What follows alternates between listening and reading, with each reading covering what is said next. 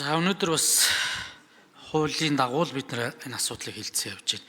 Би Ариун зай сайдын зарим зүйлтэй бараг ижил байна. Хөгжлийн бодлого төлөлтийн тухай хуулийн зарим зүйлүүдийг бас нэг уялдуулж давхцлыг нарилгах ийм зүйл баймаар байна. Магадгүй бараг энэнийхээ оронд бид нар төсвийн гүйцэтгэл энтрийг бол илүү их чамбаа хэлцдэг байх нь зөв байгаад. Тэгэхдээ нэгэнд одоо энэ асуудал хуулийн дагуу хэлцэж байгаа учраас бас ганц хоёр зүйлийг хэлмээр байна. Дотоодын нийт бүтээгдэхүүнийг эх онуудад $8,090 хүргэнэ гэдэг энэ үзэл баримтлал дээр тусгасан байна. 26 оны хөгжлийн төлөвлөгөөн дээр. Өнөөдөр нэг 7,000 өгч байна. Тэгэхдээ энэ нэг хүнд ноогдж байгаа энэ дотоодын нийт бүтээгдэхүүн өсөлт маань ерөөсөө л төр данхаасных буюу төрийн алба, төрийн өмчт компани, орон нутгийн өмчт компаниуд тоо олширж данхаасны л одоо үр дүн шүү дээ. Тэгэхээр энэ өсөлт өөрөө эргээд хувийн хвшил дээр наалтахгүй, хувийн хвшлэрээ дамжуулаад өрх гэрт орохгүй байгаа учраас ард иргэд маань одоо бас бохимдоод байгаа юм. Тэгэхээр бид энэ төр өөрөө энэ бизнесийн салбараас ангид байхгүй бол өнөөдөр энэ төсвийн одоо хүндрэлтэй нөхцөл байдал алдагдал, за төсвийн орлого бүрдүүлэлт дээр муу байгаа энэ хэсэг дээр ярьж байгаа хууль маань биржийн тухай хууль. Яаж биржийн тухай хуулийг ярьж байгаа гэдэг асуудал нь өөрөө төр бизнес хийх тухай байхгүй. Төр яаж нүүрсний бизнесээ энэгээр явуулах тухайгаа яриад байдаг. Уг нь энэ бизнесүүдийг хувийн хвшил хийдэг л баймаар байна. Тэгээ өнөөдөр яг энэ бусад хувийн хвшил гэдэг юм уу, аж ахуйн нэгж байгууллагууд маань уул уурхайн салбарт орох асуудал бодлогын хувьд ерөөсө тодорхойгүй болчихлоо. Тэгэхээр энэ зүйлүүдээрээс л уг нь одоо хөгжлийн бодлого төлөлтийн асуудал маань их цэгцрээд за ямар хуулиудыг бас одоо яаралтай оруулж ирэх энийг л ярмаар байна.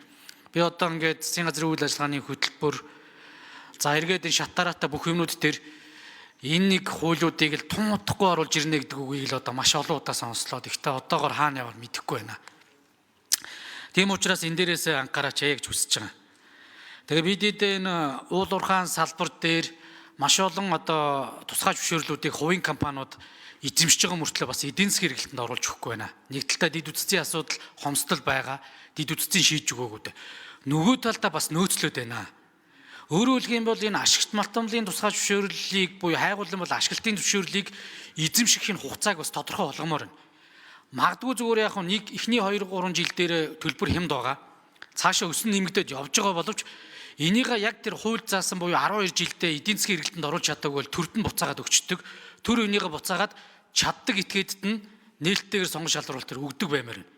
Тэгэхгүй ингээ эдийн засгийн хэрэглэлтэнд ордгоо нэг компани одоо ингээд тэр лиценз нь СЭП-нд нь хав дараастай байдаг. Бид нар тэрийг олгоцсон лицензээ болохоор орлого талдаа бас төсөөлж бодоод байдаг. Тэгээ ерөөс ингээд уул уурхай хэрэл нүүрснээс гарахгүй л шүү дээ. Тэгэхээр бид энэ хаана ингээ бодтой ярмаар байна. Төр одоо бас аль болохоор одоо уул уурхайн бизнесийг ч гэсэн багъя. За хувийн хвшил ч гэсэн энэ олон лицензүүдийг эдийн засгийн хэрэглэлтэнд оруулж чадахгүй бол төрдөө буцааж өгдөг. Бид чаддаг газарт нь бас өгж оруулмаар байна. Ингэхгүй бол ерөөсөө бүх юм одоо явахаа боллоо. Энэ зуурмагта энэ намагнаас гарахгүй нэ. Тэгээ энэ дээр ерөөсөө бас нэг харагдаад байгаа юм байна. Уул уурхайн бус эдийн засгийн салбарууд болох аялал жуулчлал хөдөө аж ахуйн салбар дээр бодлогын юмнуудыг бас туун цөөхөн орж ирж байна.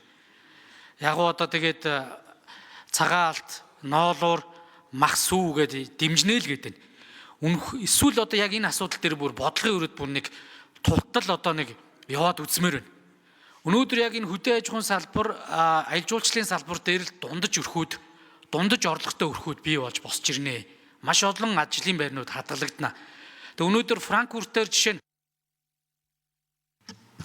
за Лувсан Бямбагийн мөнх хэсэглэн гишүүн үг хэлээ.